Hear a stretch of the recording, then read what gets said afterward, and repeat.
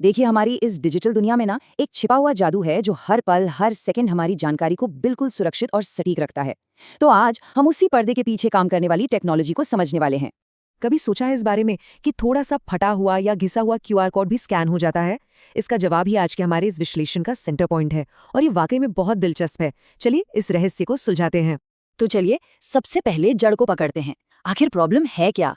देखिए, जब भी डेटा एक जगह से दूसरी जगह जाता है, चाहे वो वाईफाई से हो या किसी केबल से, उस पर खराब होने का, करप्ट होने का खतरा हमेशा बना रहता है। अच्छा, तो ये गड़बड़ियां भी ना कई तरह की होती हैं। एक होता है सिंगल बिट एरर, जिसमें सिर्फ एक बिट मतलब एक 1 या 0 बदल जाता है। फिर होता है मल्टीपल बिट एरर, जिसमें कई अलग अलग बिट्स बदल जाते हैं।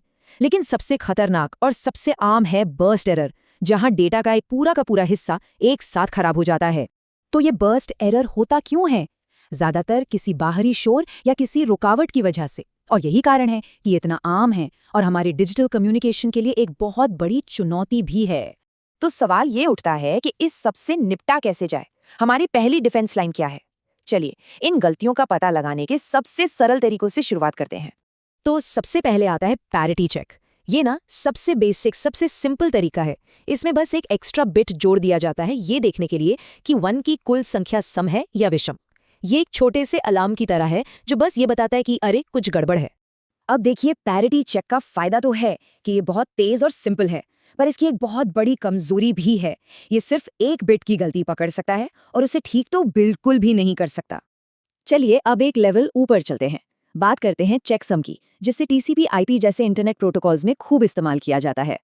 इसमें डेटा के सभी टुकड़ों को जोड़कर एक सम मतलब एक टोटल वैल्यू बनाई जाती है और डेटा के साथ भेज दी जाती है। फिर दूसरी तरफ वही कैलकुलेशन दोबारा करके मैच किया जाता है। चेकसम को लागू करना तो आसान है, पर यह भी कोई सुपर हीरो नहीं है। अगर डेटा में कोई कॉम्प्लेक्स गड़बड़ी हो जाए ना, तो चेकसम उसे पकड़ नहीं पाता। मतलब ये एक कदम आगे तो है, पर अभी भी पूरी तरह भरोसेमंद नहीं है।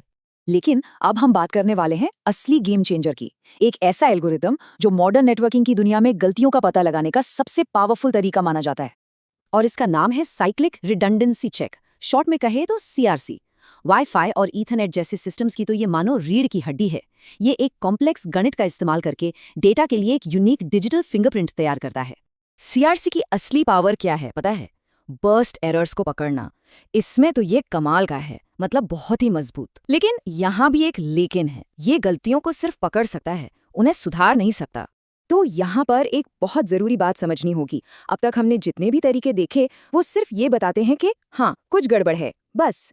वो ये नहीं बताते कि गड़बड़ क्या है या कहाँ है। और यहीं से कहानी में आता है असली ट्विस्ट। अब हम सिर्फ प्रॉब्लम ढूंढने से आगे बढ़ रहे हैं, अब हम जा रहे हैं प्रॉब्लम को फिक्स करने की दुनिया में। यहीं से टेक्नोलॉजी का असली जादू शुरू होता है। पेश है हैमिंग कोड। ये एक बिल्कुल क्रांतिकारी आइडिया है।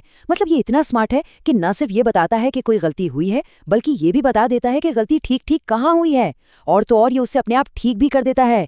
इसीलिए तो इसे ईसीसी रैम जैसी जरूरी जगहों पर इस्तेमाल करते हैं।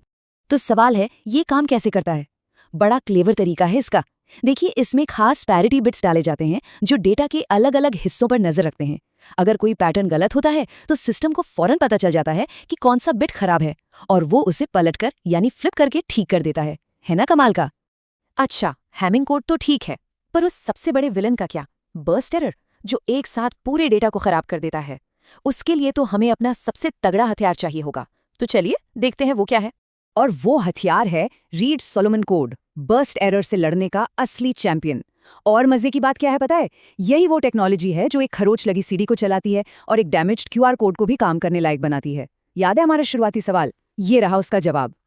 वाओ, तो हमने काफी कुछ देख लिया। चलिए अब इन सारी चीजों को एक साथ जोड़कर देखते हैं और समझते हैं कि असल दुनिया में एक कोडर के लिए इसका क्या मतलब है। ये टेबल देखिए, इससे सारी तस्वीर एकदम साफ हो जाएगी।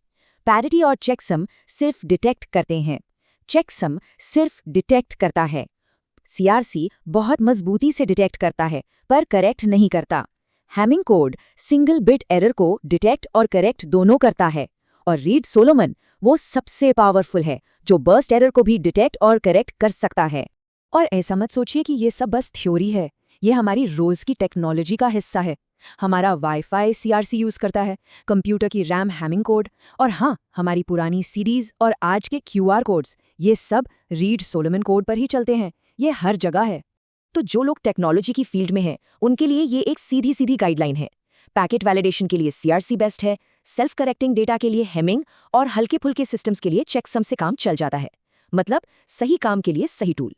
तो आखिर में ये समझना जरूरी है कि ये सारे एल्गोरिदम्स, ये कोड्स, ये हमारे डिजिटल वर्ल्ड के गुमनाम हीरो हैं, जो चुपचाप पर्दे के पीछे हमारी डिजिटल दुनिया को टूटने और बिखरने से बचा रहे हैं। और इस विश्लेषण को खत्म करते हुए मैं एक सवाल छोड़ना चाहूंगा।